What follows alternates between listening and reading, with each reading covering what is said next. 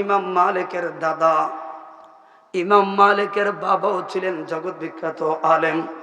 টকবগে যুবক, বন্ধু বান্ধবরা সবাই দাদার কাছে বলে ছেলেটাকে বিয়ে করানো লাগবে।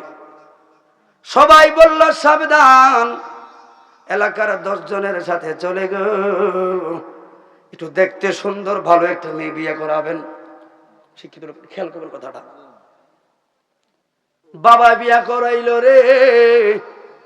এবার বাসর ঘরে যাইয়া দেখলো, স্ত্রীর ঘন্টাটা উড়াইয়া দেখলো কালোর কালো, কালার লাই সব অন্ধকার হইয়া গেছে।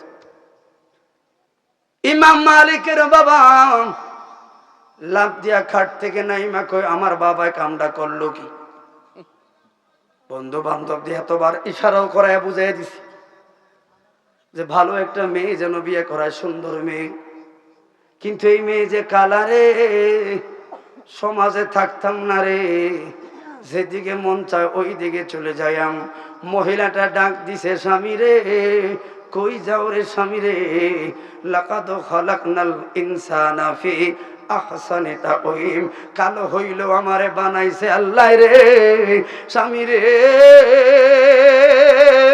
মনের মতো সেবা করব রে। তো বেটা তো মানে না।